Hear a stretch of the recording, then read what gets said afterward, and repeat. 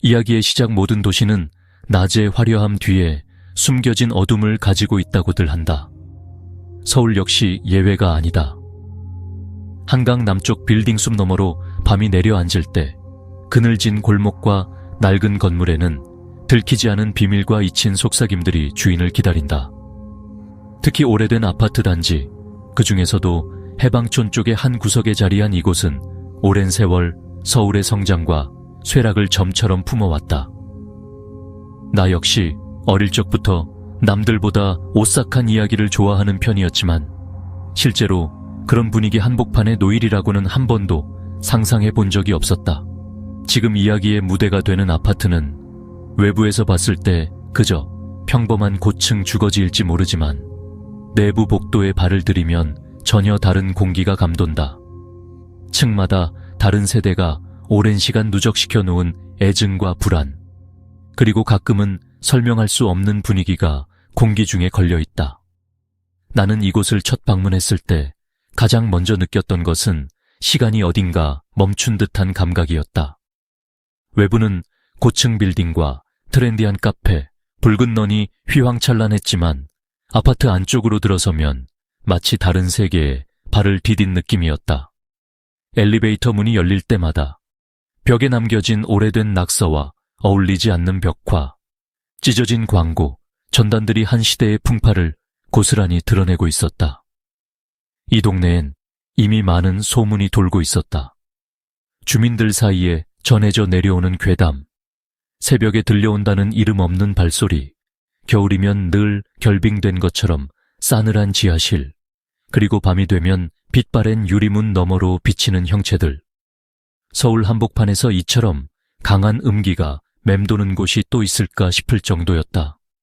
첫 인상만으로도 평범한 곳이라 평가할 수 없는 해방촌의 이 아파트는 외지인뿐만 아니라 오래 살아온 주민들에게도 쉽사리 마음을 내어주지 않는다.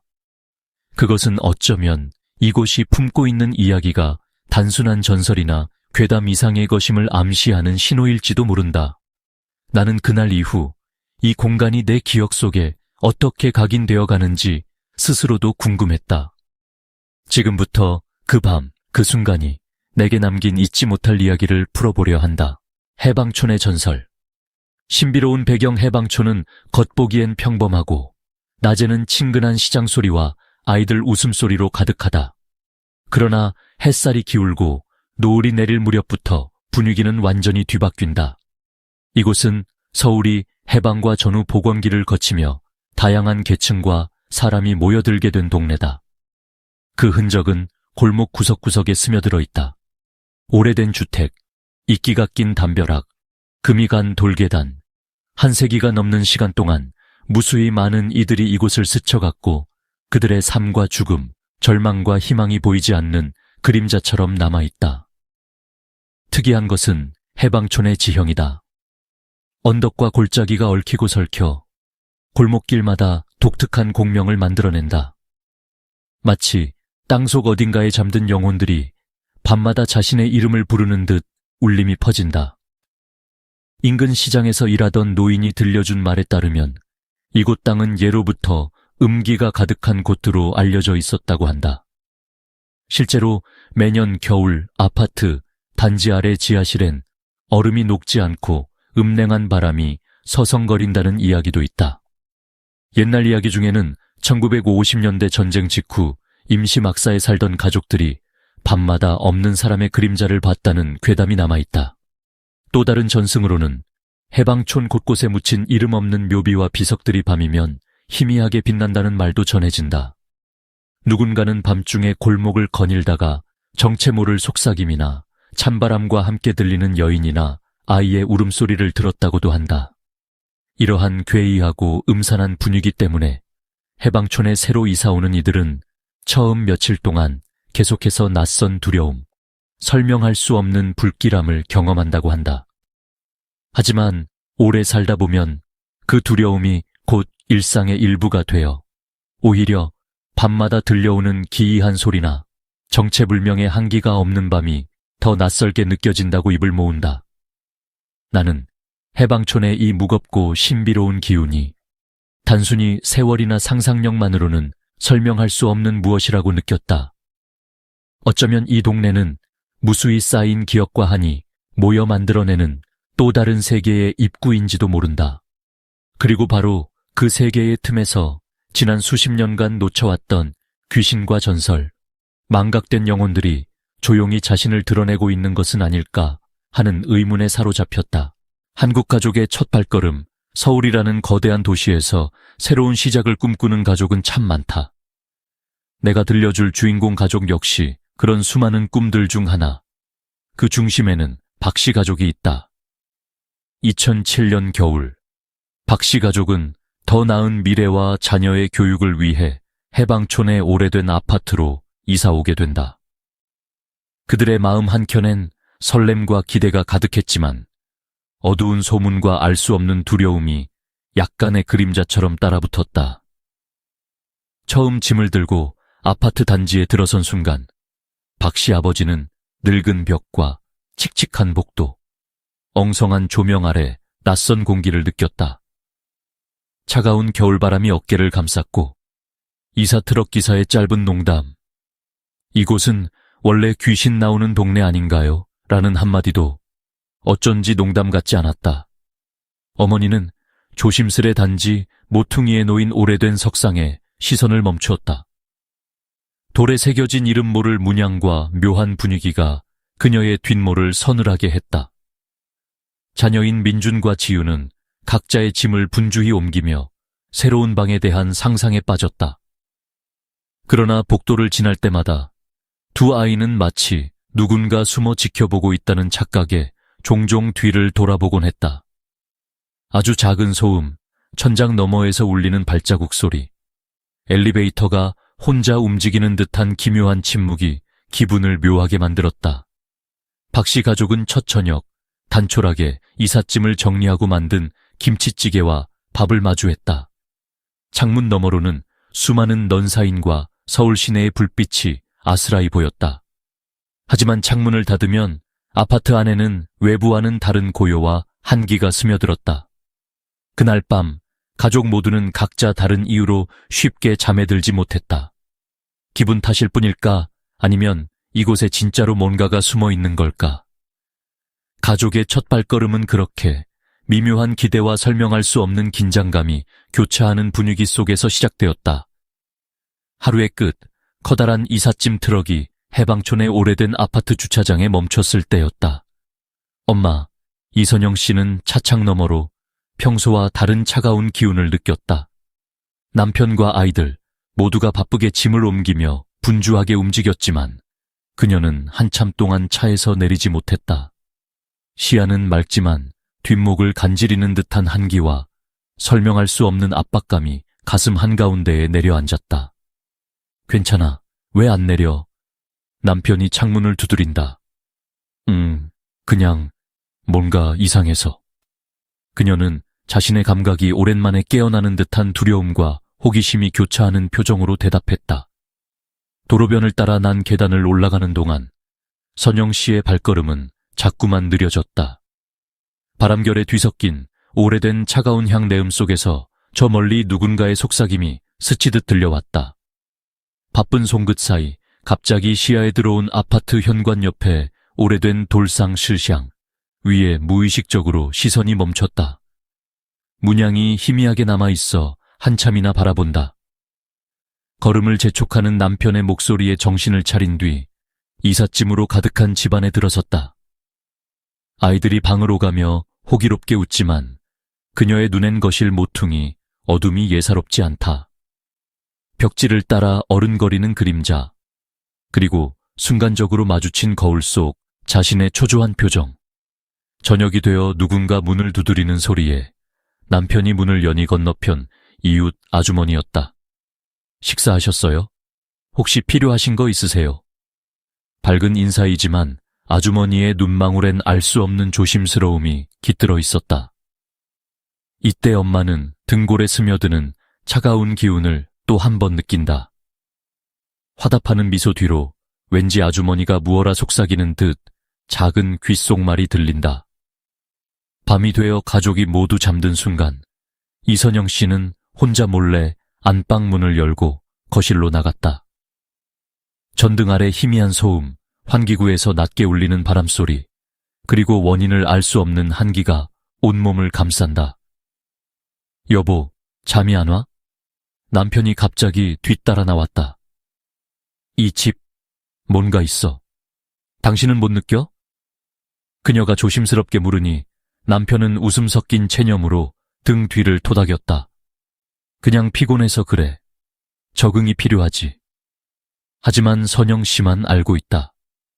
이것이 단순한 피로나 상상이 아니라 예민하게 꿈틀대는 또 다른 감각임을. 그날 밤 그녀는 결국 잠에 들지 못한다. 창밖에서 두어 번 낮은 탄식 같은 소리와 벽지 너머 누군가 지나가는 인기척을 반복해서 듣는다. 엄마는 두 손을 꼭 쥔 채 자신도 모르게 조용히 중얼거린다. 이 집엔 정말 무언가가 있다. 이사하는 날 이상한 표지판 이삿날 아침은 긴장감으로 가득했다.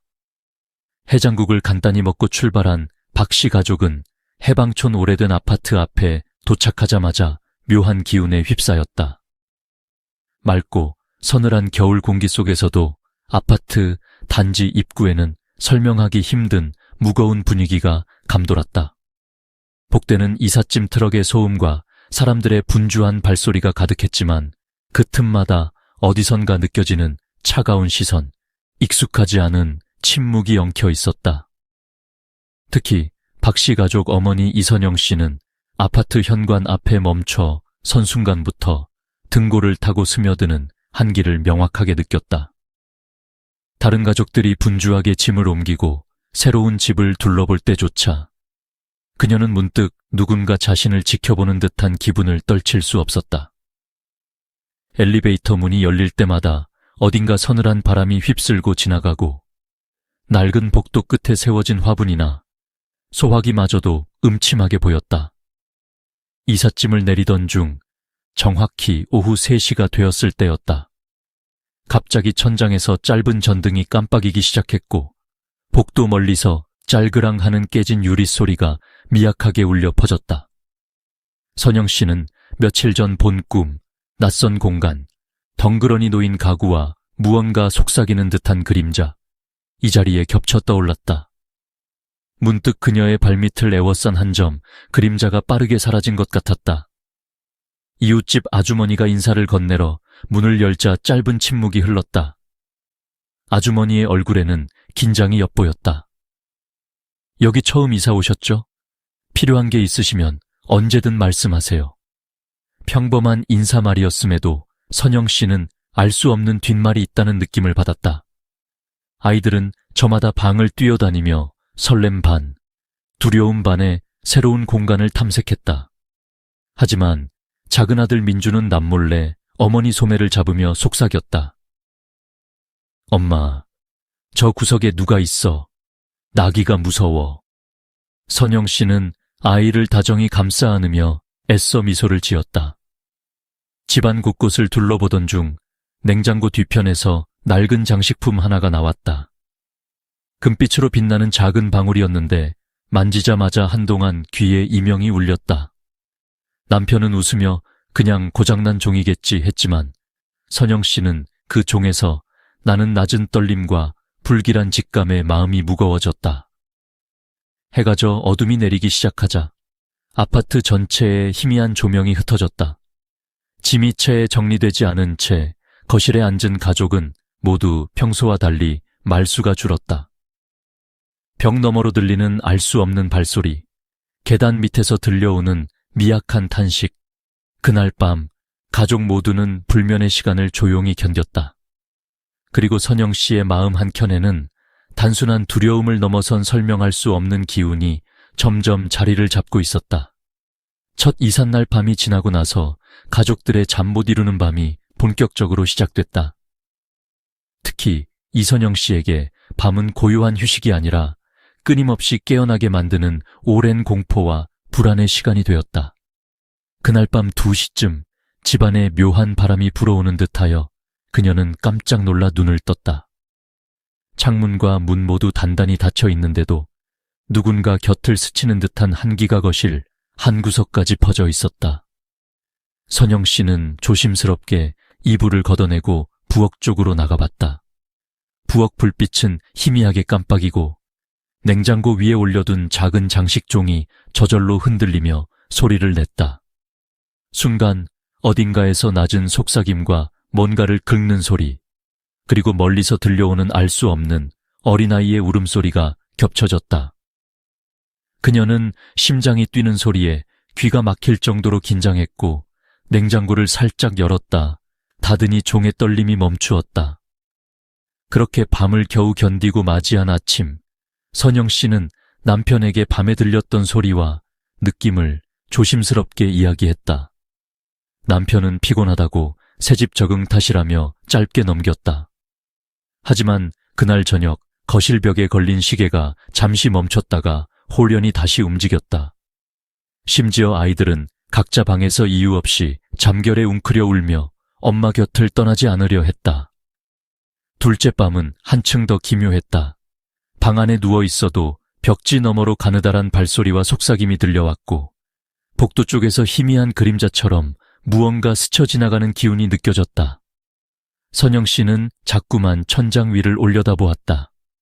어느 순간 천장의 환풍구 틈에서 냉기와 함께 희미한 한숨 소리가 울려 퍼졌다. 그녀는 무의식적으로 남편의 팔을 꼭 잡고 속삭였다. 여보, 또 들려. 저 소리. 이번엔 확실해. 남편은 자신도 불안한 기색을 감추려 애쓰며 아마 네가 예민해서 그런 거야. 내일 병원에 가볼까? 이라고 답했다. 그날 밤 아이 민주는 갑자기 벌떡 일어나 거실로 뛰쳐나왔다. 얼굴이 창백하고 두려움에 떨고 있었다. 엄마, 내 방에 누가 앉아 있었어. 나랑 눈 마주쳤어. 온 가족이 불을 켜고 집안을 샅샅이 뒤졌지만 당연히 아무도 없었다. 그 후로도 창밖에서 희미한 그림자가 멈춰 서 있는 듯하고 가끔은 사람이 없는 복도에서 문이 새우르르 열렸다 닫히는 기현상이 반복됐다. 잠 못 이루는 밤이 계속되며 가족 모두 점점 예민해지고 말투도 날카로워졌다. 밤을 지날수록 이 집 어딘가에 확실히 설명할 수 없는 이질적인 힘이 도사리고 있다는 생각이 점점 확신으로 바뀌기 시작했다. 셋째 밤에는 더 거센 불안이 다가왔다. 선영 씨는 새벽 3시쯤 깨어 거실을 살폈는데 환기구 근처에서 계단을 오르락 내리락 하는 소리가 분명하게 들렸다. 이번에는 남편도 흠칫 놀라 일어나 두 귀를 기울였다. 소리는 점점 가까워지다가 집 앞 초인종이 잠시 띵동 울렸다. 문 앞엔 그 어떤 발자국도 남지 않았고 복된 정적만이 스며들어 있었다. 희생에서 벗어난 적 없는 선영 씨는 아무 말 없이 조심스럽게 손을 모아 허공에 기도했다. 아이들도 잠결에 뒤채며 엄마 무서워. 밖에 누군가 있어. 라고 소공어렸다. 그런 밤이 이어지자 집안 공기는 점점 진해진 긴장감과 두려움으로 가득 찼다. 며칠이 지난 후부터는 밤마다 집안 온도가 갑자기 극적으로 떨어지며 차가운 냉기가 바닥을 기어갔다. 가구나 전등, 거울에 이상한 그림자와 얼룩이 보이고 심지어 침대 밑에서 이상한 기척이 감지되기도 했다. 가족이 서로 눈짓으로 불안감을 확인하는 일이 일상이 되어버렸다. 이런 불면의 밤들이 반복될수록 선영 씨는 점점 여기에 분명히 우리만 살고 있는 것이 아니다 라는 생각에 사로잡히고 그 사실을 가족들에게 명확히 전달해야 할지 심한 고민에 빠지게 되었다. 처음 하는 탐험, 낯설미 익숙함이 될 때까지 박 가족이 해방촌 아파트에 이사 온 뒤 한동안은 모든 것이 조심스럽고 낯설었다. 낮에는 창밖으로 쏟아지는 햇살과 이웃들의 분주한 생활음에 안도했지만 어스름이 깔리면 복도의 불빛마저 어딘지 모르게 멀게 느껴졌다. 하지만 오랜 불면의 밤이 흐르고 약간의 일상이 스며들자 가족 각자가 조금씩 이상하지만 이곳에서 살아간다고 받아들이기 시작했다. 박씨 가족의 어머니 이선영 씨는 새로운 동네를 알아가기 위해 먼저 아이 둘과 함께 단지 주변을 산책해보기로 했다. 계단을 천천히 오르내리며 아이들은 풀숲을 뒤져 따사로운 햇살 아래 열린 들꽃을 발견했지만 선영 씨의 눈엔 오래된 화단 옆에 쌓인 먼지와 벗겨진 페인트, 그리고 낡은 자전거 한 대가 더 인상적으로 보였다. 엄마, 저기 고양이다. 막내 민준이 작은 고양이를 쫓아간다. 하지만 고양이는 복도 어귀를 끼고 어디론가 사라졌다. 선영 씨는 아이를 따라가려다 문득 복도 한쪽 모퉁이에서 낡은 사진 한 장이 바닥에 떨어진 걸 발견했다. 사진 속엔 지금 단지와 똑같은 건물이지만 30년쯤 전의 모습인 듯 했다. 희미한 인형들이 창문 너머로 빛나고 있었고, 사진 뒷면엔 누군가 송을 씨로 영원히 잊지 않으리라고 적어둔 흔적이 남아 있었다. 그날 저녁, 가족이 테이블에 둘러앉아 하루를 정리하는 시간. 아이들은 놀이터에서 만난 친구들 이야기를 들려주며 웃었지만 이선영 씨는 낮에 본 사진이 마음에 계속 걸렸다. 여보, 오늘 복도에서 이상한 사진을 주웠어. 느낌이 좀 이상했어. 남편은 미심쩍은 표정으로 사진을 살폈다. 오래된 거네. 아마 누가 이사하다 흘린 것 아닐까? 글쎄, 그냥 그런 기분이 아니야. 낡은 건물마다 이야기가 있다더니 괜히 등골이 오싹하더라. 이제 익숙해지면 괜찮아질 거야. 남편이 웃었지만 선영 씨는 뭔가 떨쳐내지 못하는 느낌에 밤새 뒤척였다. 며칠 뒤 아이들은 같은 아파트에 사는 또래 친구와 어울려 계단 놀이를 했다. 그때마다 복되는 아이들의 웃음소리와 뛰노는 발걸음이 울렸다. 하지만 선영 씨 귀엔 아이들이 뛰는 소리 너머로 낮게 섞여드는 숨죽인 속삭임, 때때로 계단 위에서 내려다보는 시선 같은 무게감이 들렸다. 그녀는 바람을 핑계 삼아 놀이를 마친 아이들을 일찍 집으로 불러들였다. 엄마, 이상해. 우리 복도에 앉아있던 사람이 없어졌어. 딸아이가 말하자 선영 씨는 놀란 얼굴로 아이를 바라봤다. 누구 있었니? 키 큰 아저씨. 아까는 분명히 있었는데 엄마 오니까 사라졌어. 이후로도 몇 번 아이들은 창문 너머로 손 흔드는 누나를 봤다거나 계단 밑에서 무거운 소리가 난다는 조심스러운 이야기를 속삭였다. 선영 씨는 겉으론 태연하게 넘겼지만 속으론 이 집 어딘가가 진정으로 익숙해질 수 있을지 불안한 마음을 감출 수 없었다. 밤이 되면 복도 끝에 남아있는 희미한 조명 아래 오늘 주웠던 그 오래된 사진이 다시금 그녀의 꿈속에 나타났다. 사진 속 창문에는 어렴풋이 사람의 그림자가 서 있었고 선영 씨는 그 그림자가 자신을 바라보는 것만 같아 등골이 오싹해졌다. 점차 해방촌의 이 낡은 아파트, 그리고 그 안의 공기와 냄새, 미묘한 긴장과 기다림, 익숙함이 되고 싶어도 끝내 낯설게 남는 감각까지 모두가 가족의 평범한 일상에 스며들기 시작했다. 이상한 첫날 밤 부엌 창가에서 창밖을 바라보던 선영 씨의 손끝에는 이사를 끝낸 피로감 대신 설명할 수 없는 긴장감이 맴돌았다. 가족들은 다 잠자리에 들었지만 그녀는 밤하늘에 흔들리는 불빛, 멀리서 들려오는 트럭 소리, 그리고 복도 저편으로 간헐적으로 울리는 엘리베이터의 떨림까지 모든 소음에 온 신경이 곤두섰다. 시계를 보니 새벽 1시를 막 넘긴 참이었다. 평소 집에서는 한 번도 느껴본 적 없는 어딘가에 숨어있는 시선이 자신을 따라오는 느낌이 들었다. 거실에 앉아 있는데 등 뒤로 얇은 커튼이 살랑이며 스치는 바람에 몸이 움찔했다. 그 순간 복도에서 작은 낮은 탄식 소리가 문틈을 뚫고 안으로 번졌다. 선영 씨는 등골을 따라 한기가 올라오자 순간적으로 두 손을 움켜쥐었다. 잠시 후 침대에 다시 누웠지만 눈을 감을 수 없었다. 갑자기 방문 손잡이가 옅게 흔들리는 소리가 들려왔다. 그녀는 숨을 죽인 채 이불 속에서 귀를 기울였다.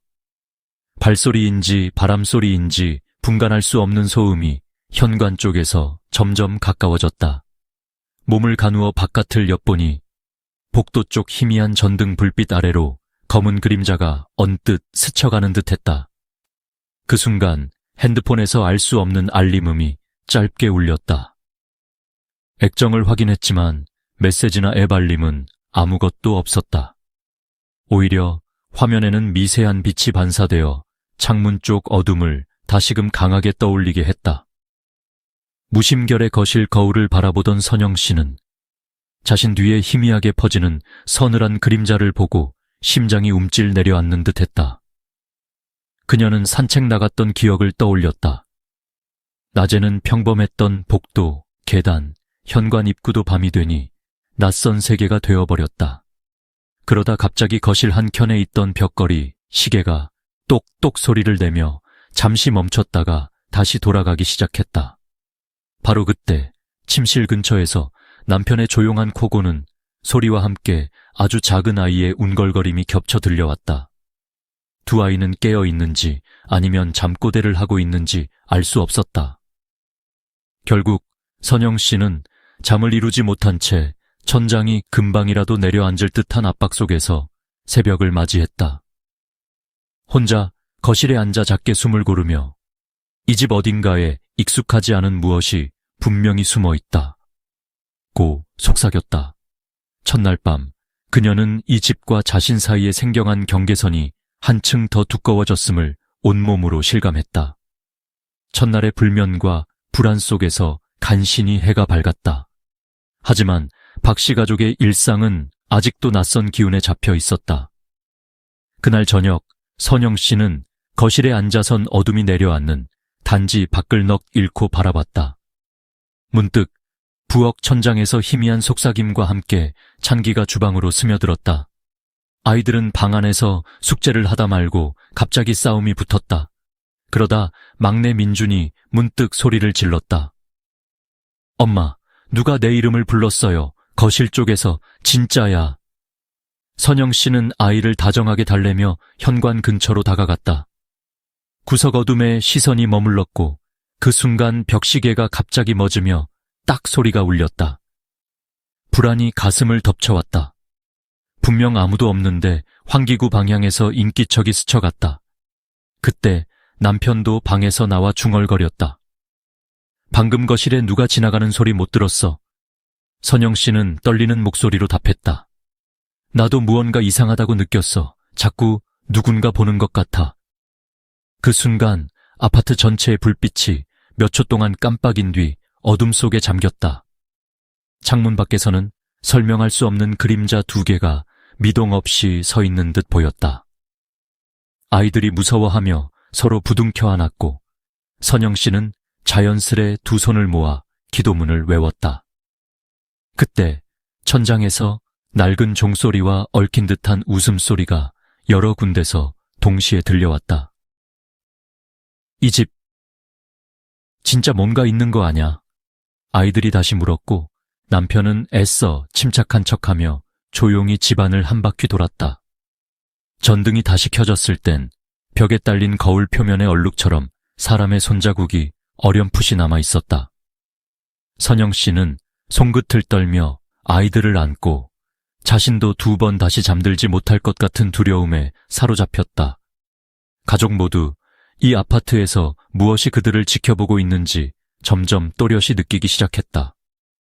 밤에 주인이 아닌 소리들 해가 저물고 아파트 단지 전체가 잠잠해지면 본격적으로 이상한 밤이 시작되었다. 박씨 가족은 서로 피곤한 표정으로 침대에 누웠지만 서울이라는 거대한 도시의 바깥 소음이 사라지자 오히려 그 정적 속에 알 수 없는 기운이 더 짙어져 갔다. 이선영 씨는 밤마다 잠들기 직전 천장 저편에서 가끔 울려 퍼지는 미약한 긁는 소리에 신경이 곤두섰다. 벽지 뒤편을 두드리는 듯한 약한 소리, 간혹 누군가 복대서 슬리퍼를 질질 끄는 소리, 창문 바깥에서 들려오는 아이의 낄낄거림이 반복됐다. 그녀는 분명 복도불은 이미 꺼진 지 오래인데 왜 이런 소리가 계속 이어지는 건지 의문을 품었다. 그 소리는 점점 더 커졌고 마치 다른 세상에서 실수로 흘러 들어온 듯한 음질로 으스스하게 다가왔다. 어느 밤 민준이가 침대에서 벌떡 일어나 엄마 곁으로 달려왔다. 엄마, 방금 우리 방 창문 근처에서 남자 아저씨랑 여자애가 막 놀면서 수다 떠는 소리 났어. 근데 아무도 없었어. 선영 씨는 아이를 달래며 조용히 귀를 기울였다. 그 순간 거실 한 구석에서 갑자기 딸깍 하는 손톱 소리가 들렸고 누군가 부엌 쪽 바닥을 아주 조심스럽게 밟는 듯한 미세한 발소리가 포착되었다.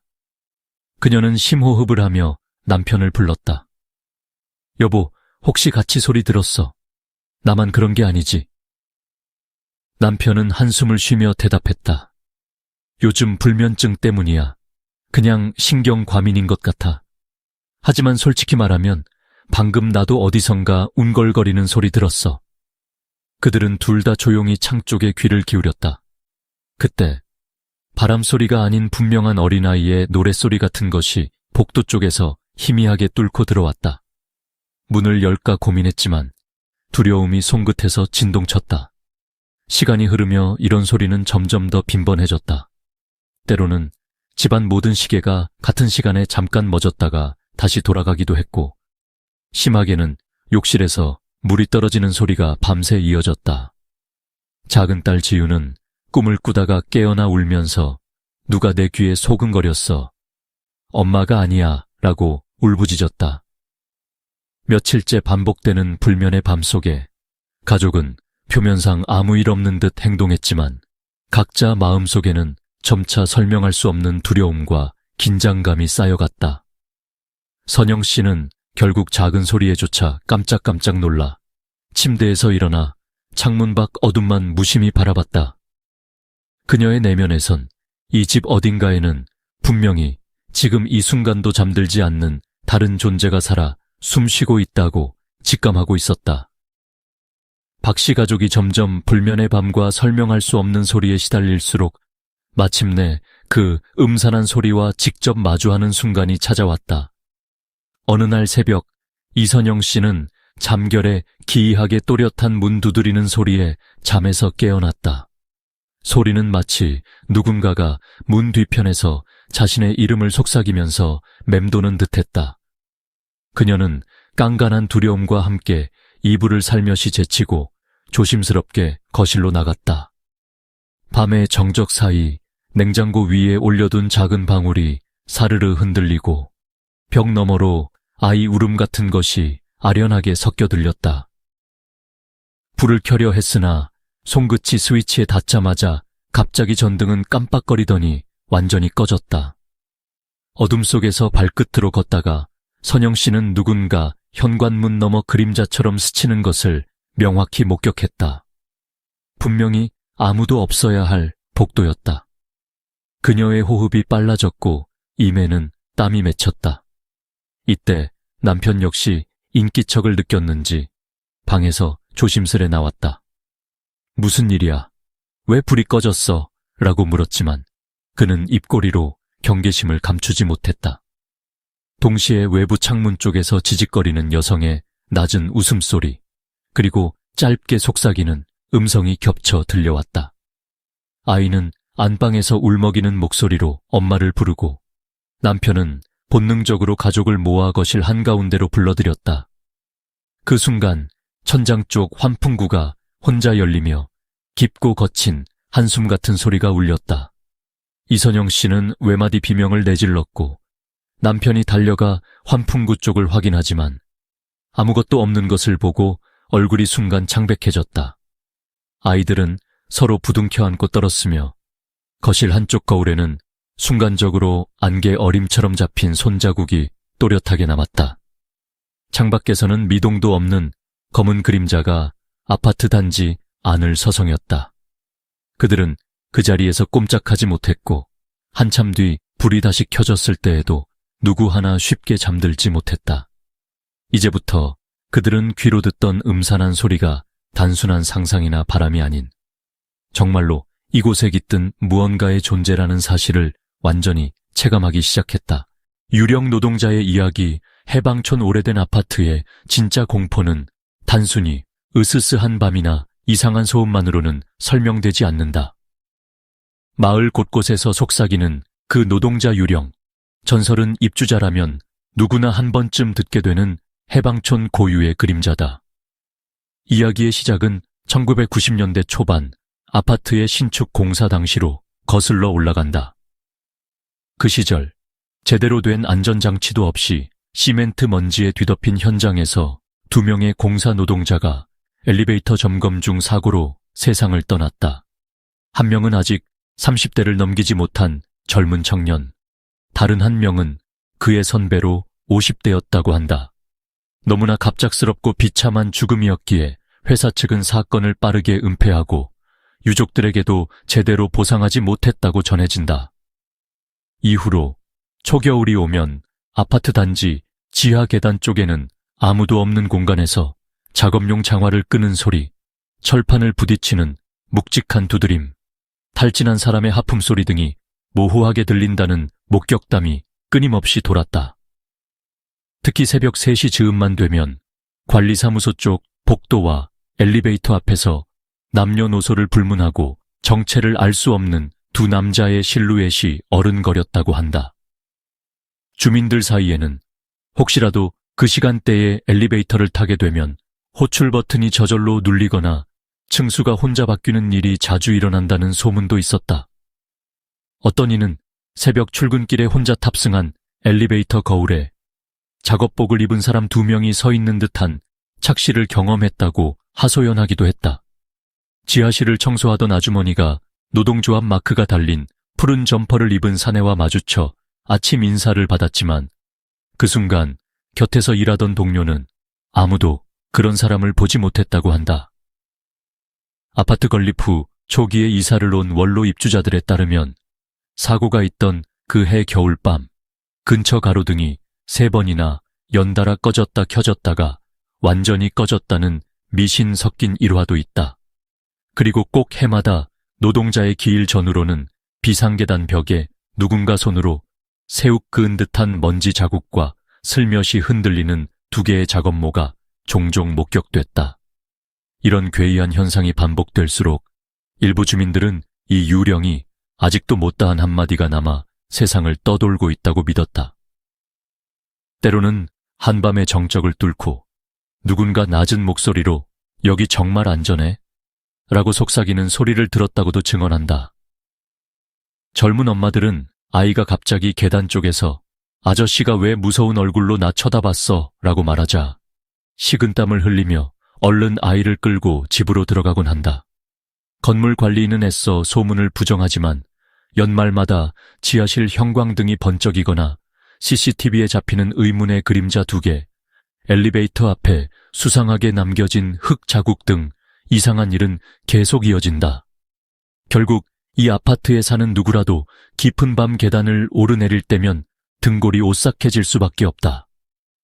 사람들은 이 전설을 친구들에게 우스갯소리처럼 흘리다가도 막상 새벽 출입문 근처에서 딱 멈춰서는 차디찬 기운, 그리고 몇 초간 이어지는 정적에 자신도 모르게 숨을 멈추게 된다. 이처럼 해방촌의 노동자 유령 전설은 아직도 아파트 곳곳을 배회하면서 오래된 비밀과 억울함을 소리 없이 떠올리게 만든다. 혼자만의 밤, 예상치 못한 만남 박씨 가족이 모두 시골로 급히 내려간 날, 나는 처음으로 해방촌 아파트에 혼자 남게 되었다. 그날 밤 집안 곳곳은 낯선 공기와 약한 불빛에 잠겨 있었다. 텔레비전 볼륨을 크게 올리고 휴대폰도 바로 곁에 두었지만 진정으로 마음이 놓이지 않았다. 밖에서는 간간히 바람에 스치는 나뭇가지 소리, 오래된 엘리베이터가 발산하는 진동음, 그리고 벽 너머로 들려오는 알 수 없는 낮은 울림들이 교차했다. 하지만 그 모든 소음이 오히려 고요함을 더욱 두텁게 만드는 듯했다.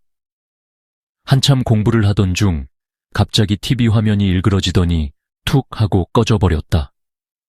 휴대폰 화면에도 신호가 약하게 번쩍였고 이따금씩 알 수 없는 오류음이 울렸다. 그때 현관문에서 낮고 강한 노크 소리가 여러 번 울려 퍼졌다. 자세를 낮추고 문 쪽을 바라본다. 누구지? 가족은 모두 멀리 있는데 이 시간에 누가 찾아왔을 리 없었다. 한참을 망설이다 조심스럽게 눈을 현관문 도홀에 갖다 댄다. 현관문 밖에는 2명의 남자가 불빛에 얼룩지듯 서 있었다. 한 명은 얼굴에 주름이 깊은 중년 남자, 다른 한 명은 어딘가 피곤하고 눈이 퀭해 보이는 청년이었다. 둘 다 낡은 작업복에 고무장화를 신고 툭툭 먼지를 털어내며 가만히 내 시선을 응시했다. 문 너머에서 중년 남자가 났지만 뚜렷하게 말했다. 학생, 저녁 조금 나눠줄 수 있을까? 며칠째 따뜻한 밥을 못 먹었네. 곁에 젊은 청년도 고개를 살짝 끄덕이며 많이 걷고 일하다가 힘이 떨어져서 그래. 정말 미안한데 뭐라도 좀 줄 수 있을까? 라고 곡진하게 덧붙였다. 나는 심장이 너무 빨리 뛰는 걸 느끼며 한 손으로 문고리를 움켜쥐었다. 가족의 목소리가 아닌데도 어디서 들은 듯한 차가운 어투와 바닥에 희미하게 남은 시멘트 자국, 그리고 남자들의 낡은 작업복이 눈에 들어왔다. 잠시 말을 잃고 숨을 죽였다. 문틈 사이로 퍼지는 알 수 없는 차가운 기운과 현관 전등 아래서 어른거리는 두 사람의 그림자까지 또렷이 그려졌다. 나는 조심스럽게 말을 건넸다. 죄송해요. 집에 저 혼자 있어서 도와드릴 수가 없어요.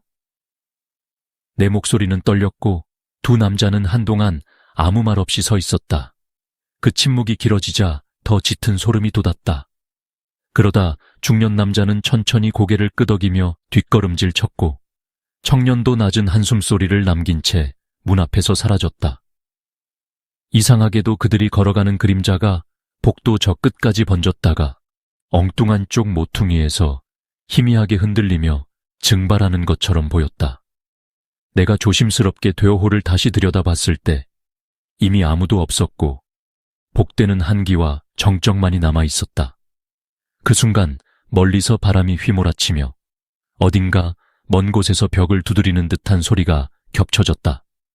몸속 깊이 파고드는 한기와 옷장 안쪽에서 느껴지는 냉기까지 이 집이 더 이상 평범하지 않다고 내게 속삭였다. 현관문을 꼭 잠그고 나는 다시 거실로 돌아왔다. 내리누르는 불안 때문에 잠을 청할 수 없었다.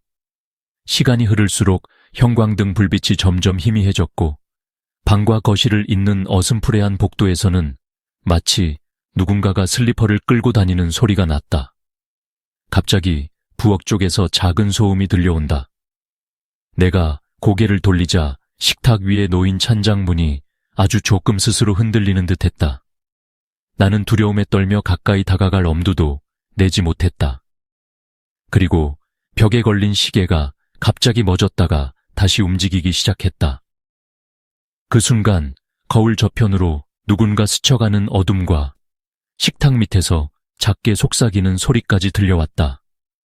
나는 이불을 뒤집어 쓰고 한밤을 꼬박 새웠고 아침 해가 뜨기를 애타게 기다렸다. 가족이 돌아오기 전까지 그 긴 밤, 오직 집안의 어둠과 방금까지 내 앞에 실제로 섰던 저 두 남자의 음기가 끊임없이 내 곁을 맴도는 것 같았다. 그리고 나는 다시는 절대 혼자 이 집에 남고 싶지 않다고 다짐했다. 흰옷을 입은 소녀의 미스터리 해방촌 낡은 아파트 단지에는 무수한 소문과 전설이 떠돈다. 그 중에서도 단연 가장 오래되고 많은 사람이 직접 경험했다고 속삭이는 존재가 바로 하얀 옷을 입은 소녀다. 첫 이야기는 20년 전 겨울 아파트 단지 한복판에서 얼룩진 피자국과 희미한 여성의 흐느낌이 동시에 목격되었다는 사연에서 시작된다. 당시 경찰은 단순한 사건 사고라고 정리했지만 오래된 주민들은 그날 이후 밤마다 복도와 계단 그리고 현관문에서 하얀 옷차림의 젊은 여자가 조용히 단지를 헤매고 있다고 입을 모은다. 처음에는 단순한 헛소문 같았다. 하지만 어느 시점부터 아파트 각 세대 문 손잡이에 묻어있는 붉은 자국, 유리문에 남겨진 손바닥 자국, 그리고 밤 12시가 지나면 들린다는 흐느끼는 목소리가 현실로 증언되기 시작했다. 특히 건물 3동 75호에 사는 한 학생은 새벽에 화장실을 가던 중 복도창 너머로 길게 늘어진 머리카락의 소녀가 세대 앞에 멈춰서 무언가를 속삭이는 장면을 똑똑히 목격했다고 한다. 그는 아침이 되자마자 부모에게 이야기했지만 이미 복된 희미한 빛과 문 너머로 번진 불길한 손자국만이 남아있을 뿐이었다. 소녀의 전설에는 정해진 패턴이 있다. 대개 비오는 밤 혹은 아주 조용한 겨울밤, 누군가 아파트 복도나 엘리베이터 앞에 서 있으면 꼭 한 번쯤은 하얀 옷차림에 얼굴이 보이지 않는 긴 머리 소녀가 갑자기 나타난다. 그리고 그녀가 나타난 직후에는 이상하게도 형광등이 일시적으로 꺼졌다 켜지거나 계단 아래에서 바람이 차게 몰아친다. 그때마다 입주민들은 등고를 타고 내려가는 냉기와 함께 자신도 모르게 현관문 쪽을 등지게 된다. 몇 번이고 똑같은 이야기를 들은 나는 반신반의하며 스스로 소녀의 흔적에 주목해보기로 했다. 직접 경험하기 전까지는 모두 과장된 괴담처럼 느껴졌지만 시간이 지나면서 방바닥 위에 기이한 얼룩, 불이 꺼진 거울 위 서린 안개처럼 흐릿한 손자국, 심지어는 내 이름을 부르는 낮은 여자의 음성을 듣는 순간마저 생생하게 다가왔다. 어떤 밤엔 갑자기 창문 앞에서 하얀 그림자가 천천히 스쳐 지나가고 유리창 바깥에는 미동 없는 손끝이 서성거리는 광경을 볼 수 있었다. 아파트 노인회 회장은 말을 아끼다가도 술에 취하면 늘 이런 말을 했다. 그 소녀는 저 세상으로 가지 못하는 억울함에 여기 눌러 앉은 거라네. 누가 미움 주지 말고 밤늦게 문 열지 않으면 괜찮다. 실제로도 밤에 손님이 찾아오거나 안에서 등불 켜고 머리를 감는 소리가 들릴 때 복대는 꼭 한 번 똑딱거리는 소리와 함께 흐느끼는 숨소리가 번진다고 한다. 내가 가장 소름 끼쳤던 밤은 어느 쌀쌀한 새벽이었다. 모두가 잠든 시간, 화장실에 가기 위해 복도로 나왔는데 유리문에 마치 어린 소녀의 손자국처럼 작고 앙상한 얼룩 하나가 남아 있었다. 방으로 들어오면서 등 뒤에서 낮게 울리는 탄식, 그리고 옅은 손짓이 거울 저편으로 번져갔다. 그날 이후 나는 하얀 옷의 소녀와 마주치는 것이 단순한 상상 속 일이 아니라 이 공간 전체가 지나간 비극과 아픔을 기억하는 하나의 증거란 사실을 뼈저리게 실감했다. 그 후 오래 살던 어떤 아저씨는 가끔 새벽녘에 엘리베이터를 타고 1층에서 내리려다 갑자기 2층에 멈춰 누군가 내리길래 쳐다보니 분명 하얀 교복 치마에 머리가 축 늘어진 소녀가 혼자 서 있더라고. 근데 그 소녀가 돌아보지도 않고 복도 끝으로 천천히 사라졌지 라고 회상했다. 그 말을 들은 뒤로 나는 엘리베이터를 탈 때마다 잠깐 멈칫하게 된다. 소녀가 남기는 손자국이나 문에 남아있는 붉은 흔적은 단지 공포만 선사하는 게 아니다. 주민들 중 일부는 이따금 그녀의 울음소리가 애처롭다며 초를 켜고 소금을 뿌려 작은 위로를 건네기도 했다. 또 다른 할머니는 소녀의 귀신이 가족과 헤어져 슬픔에 묶인 채 이 건물을 맴돈다고 여겼고 꼭 명절이나 기일 즈음이 되면 집안의 차가운 한기가 오래 머무는 느낌이 든다고 말했다. 이상하게도 하얀 옷 소녀의 존재를 믿고 따뜻하게 위로해주면 밤이 조용히 지나간 적도 많았다. 하지만 소녀의 출현을 무시하거나 두려워만 할수록 더욱 이상한 일이 연달아 일어나곤 했다. 예를 들어 누군가는 밤새 창문에 물방울 자국이 새겨지고 거실 전등이 갑자기 깜빡였으며 어떤 집은 현관 앞에 작은 쪽지가 남겨져 있었는데 그 안엔 삐뚤빼뚤한 글씨로 여기 있어줘 라고 적혀 있었다고 한다. 최근 몇 년 사이 아파트 CCTV에도 하얀 형체가 잠시 스쳐 지나가는 장면이 여러 번 녹화되었지만 정작 확인하려 하면 영상이 깨져 출렁거렸다. 입주민들은 서로를 안심시키려 애쓰면서도 저마다 밤마다 들리는 똑같은 속삭임과 미세한 발자국 소리, 그리고 구석구석 남아있는 소녀의 그림자를 피하지 못했음을 인정한다. 그래서 누군가는 집에 들어설 때마다 문 밖 복도에 대고 작게 인사한 뒤 조용히 문을 닫곤 한다. 그게 이곳만의 오랜 징크스이자 살아남는 법이 된 셈이다. 그리하여 해방촌에는 오늘날도 언제 어디서나 하얀 옷 소녀의 한숨을 조심하라는 속삭임이 전해진다. 숙연한 밤 누군가가 현관에서 이름을 부르거나 유리문에 손자국이 남을 때마다 모두가 자기만의 방식으로 그녀를 떠받들고 또 걱정하며 살아간다. 이것이 바로 차마 잊히지 못하는 해방촌 하얀 소녀의 끝나지 않은 이야기다. 진실은 점차 드러났다. 몇 달이 흐르면서 박씨 가족의 생활은 점점 무너져 내렸다.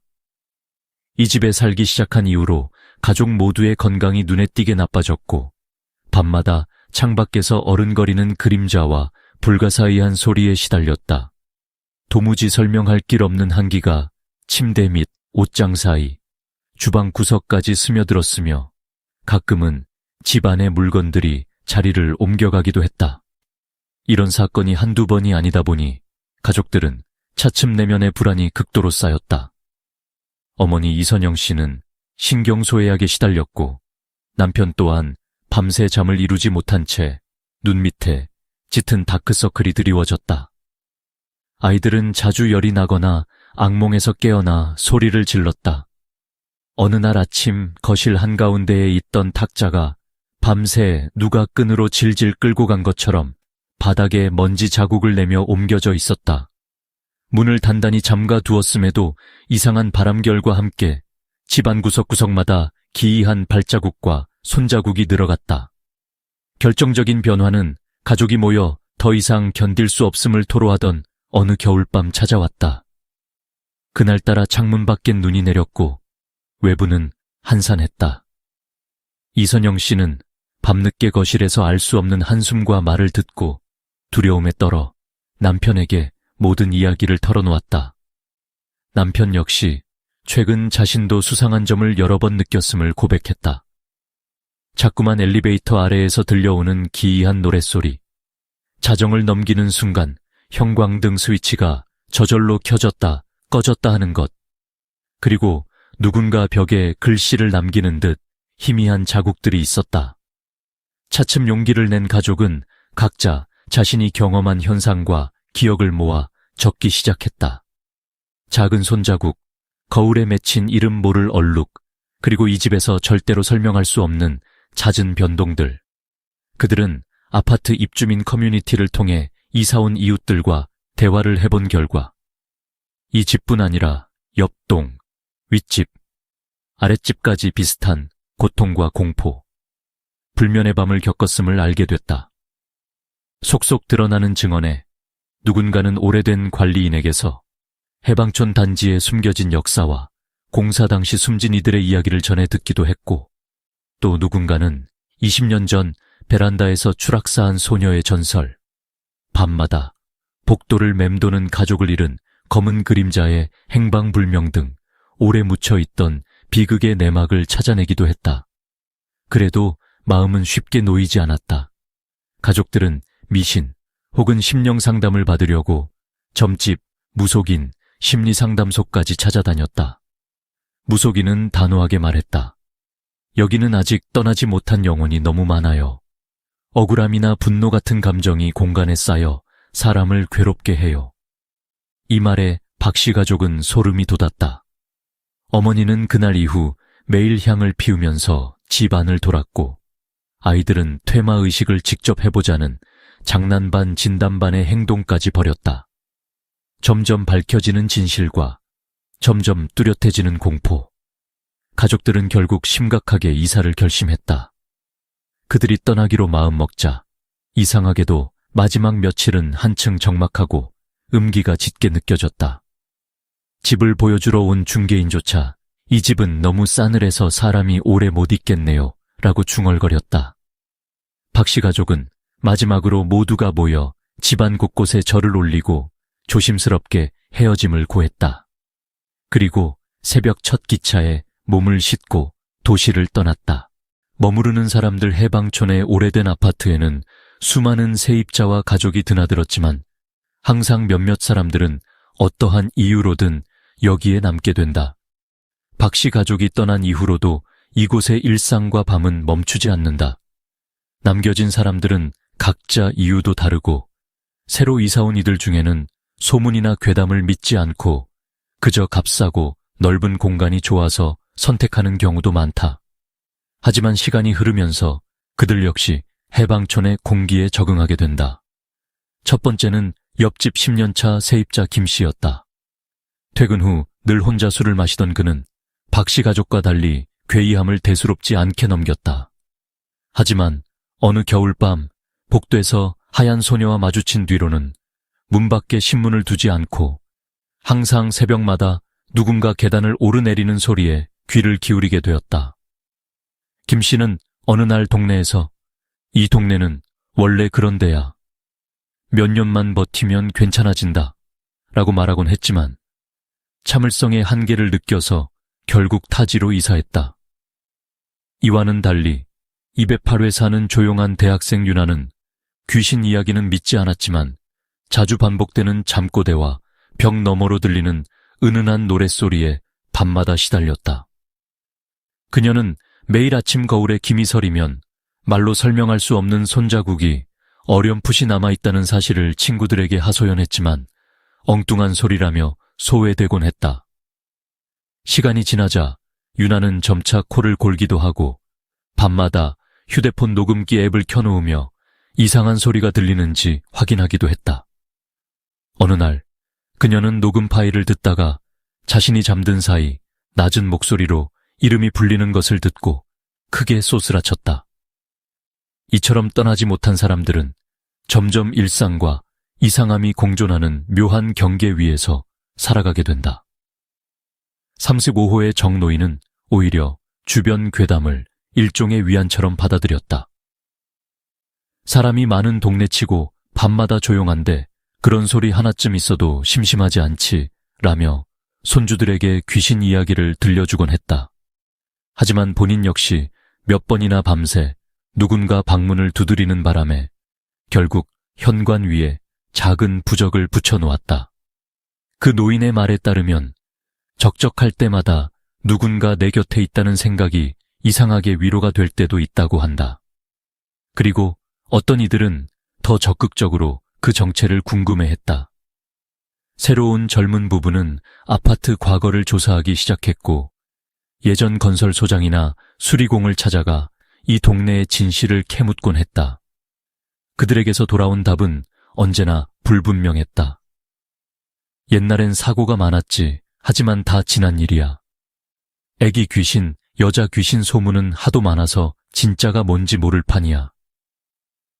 그래도 부부는 집에 카메라와 센서를 설치해 보았고 밤마다 작게 켜지는 조명과 카메라에 잡히는 이상한 그림자에 대해 서로 이야기 나누곤 했다.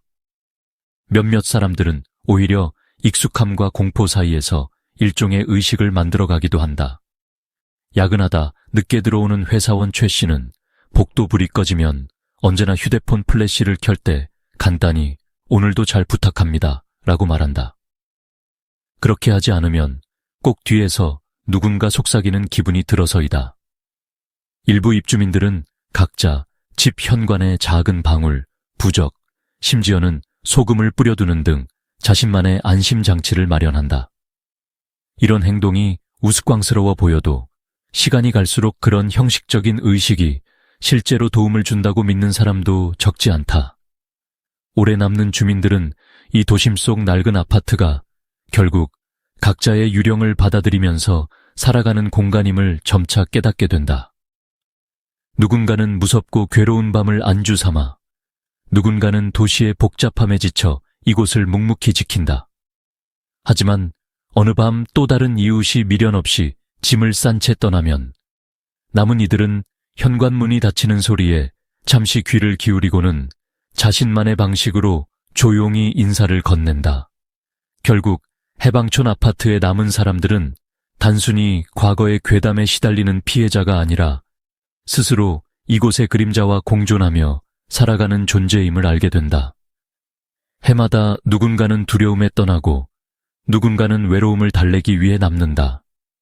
이 이상한 공기가 때로는 사람과 사람을 이어주고 우스갯소리로 시작한 귀신 이야기가 어느새 곁을 나누는 인사와 위로가 되기도 한다.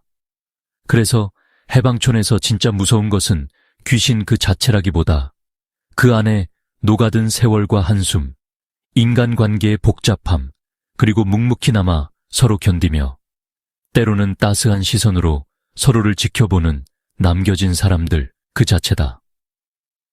옛날 이야기처럼 들리지만 오늘 밤에도 누군가는 복도 끝에서 조심스레 문을 닫고 고요한 방 안에서 바람 소리 너머로 오래된 인연을 떠올릴 것이다. 전설은 남아있다. 해방촌 아파트의 전설은 단지 무서운 귀신 이야기나 밤의 공포로만 남지 않는다. 이 마을의 전설은 세월이 지난 후에도 새로운 외지인들이 들어오고 또 누군가가 떠나도 여전히 집안 구석구석, 골목 어귀, 오래된 장식품 속에 조용히 남아 사람들의 기억을 채운다. 누군가는 말한다. 이 집엔 여전히 무언가가 있다. 우리가 모르는, 그러나 마주하지 않으면 알 수 없는 것들. 오래된 입주민 김노인은 늘 이웃들에게 이렇게 이른다.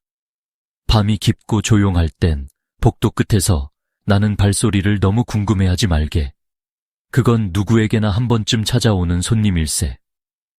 70평생을 해방촌에서 보내온 그는 젊은 시절 소문난 사연들도, 밤늦게 복도를 서성거리는 하얀 소녀의 모습도, 계절마다 반복되는 노동자 유령의 두 그림자도 기억한다.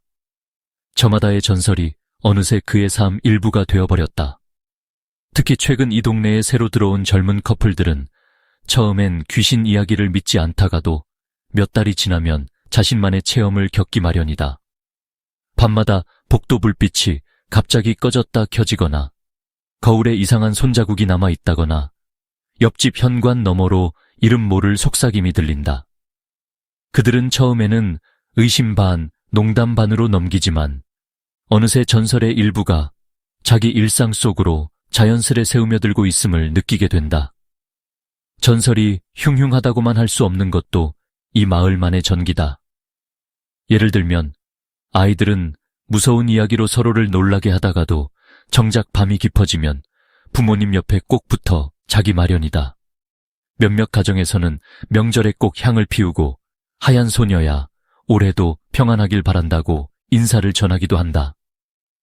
조용한 밤에 복도 어귀를 지나는 이들은 자기만의 징크스를 만들어 현관을 나서며 손끝으로 3번 두드리거나 계단을 오를 땐 꼭 한 번 뒤돌아보기도 한다. 주민회장 남씨는 이런 전설과 실생활이 묘하게 어우러진 것을 두고 이 집들은 오래되어 낡기도 했지만 함께 사는 사람들의 추억과 걱정, 바람이 쌓여 비로소 하나의 집이 되는 것 아니겠어요? 라고 말한다. 해방촌의 밤은 결코 혼자의 시간이 아니며 이곳의 전설은 단순히 두려움만이 아니라 살아있는 사람과 억울하게 남은 그림자가 한 공간에서 조용히 공존함을 암시한다.